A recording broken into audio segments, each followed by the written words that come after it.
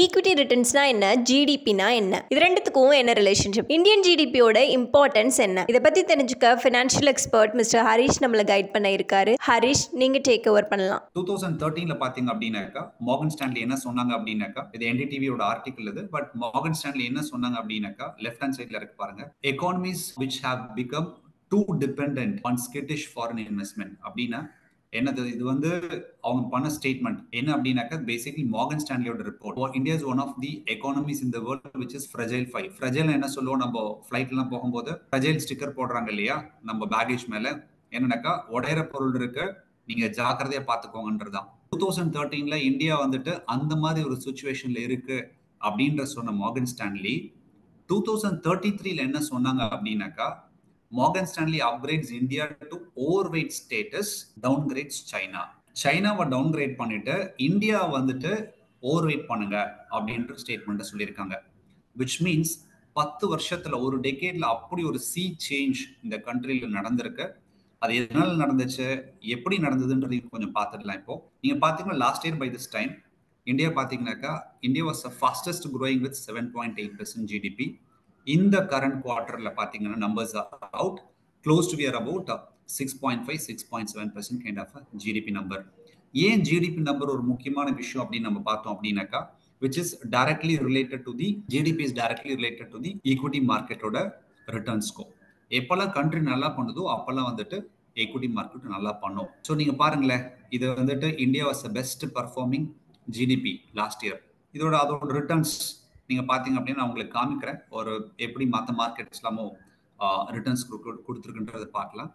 So GDP ஏன் important உங்களுக்கு சொன்னேன் இல்லைங்களா, that is more related to the, அது ஒரு base number for making equity returns. இதை நீங்க பார்த்தோம் அப்படின்னாக்கா, நமக்கு எல்லாருக்குமே தெரியும் பணவீக்க விதம் விச் இஸ் இன்ஃப்ளேஷன் சொல்றோம். இதை வந்துட்டு ஒரு ஜிடிபி நம்பரையும் நம்ம இன்ஃப்ளேஷன் சேர்ந்தோம்னா which is called nominal GDP. ஒரு கண்ட்ரில நாமினலா என்ன ஜிடிபி இருக்கோ that can be the tentative returns for equity products or equity sensex or index, whatever it is, it can be mutual fund. broad இதான் ஒரு thumb rule, இது வந்து written rule கிடையாது, இது basic thumb rule. so last year பார்த்தோம் அப்படின்னாக்கா actual GDP வந்துட்டு first quarterல வந்துட்டு 7.8 இருந்தது. நம்மளோட இன்ஃப்ளேஷன் பணவீக்க விகிதம் வந்து 7.7 இருந்தது, which is ரெண்டும் ஆட் பண்ணி பார்த்தோம் அப்படின்னா close to about 15% is a nominal GDP. நீங்க எக்ஸாக்டா 1 year ரிட்டர்ன் எடுத்து பாருங்க ஈக்விட்டிஸ்ல, which is நிஃப்டியோட ரிட்டர்ன்ஸ் பாத்தீங்கன்னா close to around 18-20% இருக்கு 1 year nifty returns.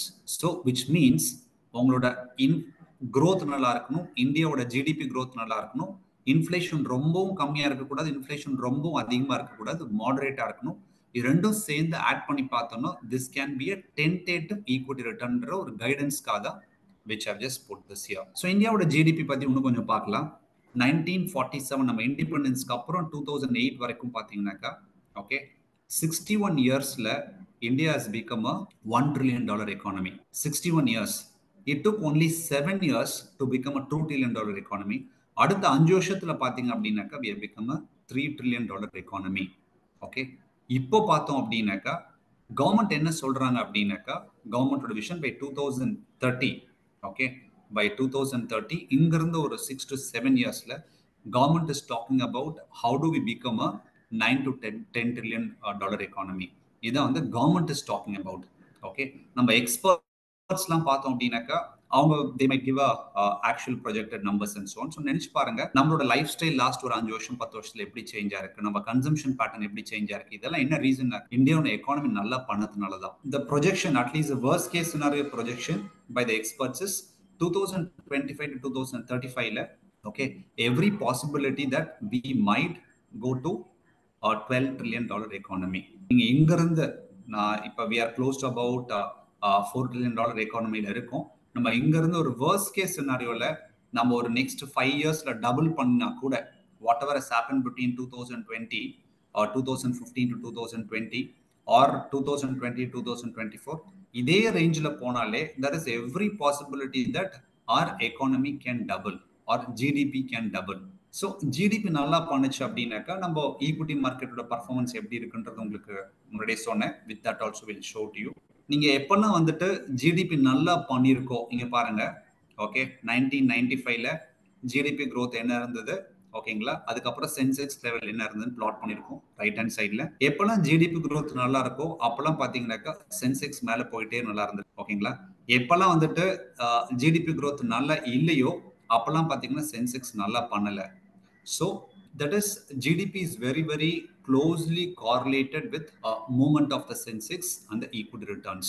நீங்க பாத்தீங்க அப்படின்னாக்கா இந்த ஒரு லாஸ்ட் ஒரு 10 இயர்ஸ்ல ஜிடிபி growth நல்லா இருந்ததுனால தான் நமக்கு இந்த மாதிரியான ஒரு ஈக்விட்டி ரிட்டர்ன்ஸ் வந்திருக்கு. நெக்ஸ்ட் 10 இயர்ஸ் என்ன அப்படின்னாக்கா the projection is every possibility that GDP can go to $12 trillion economy. But அதை நம்ம ரொம்ப கன்சர்வேட்டிவ் எஸ்டிமேட் எடுத்தோம்னா கூட we are approximately around $4 trillion.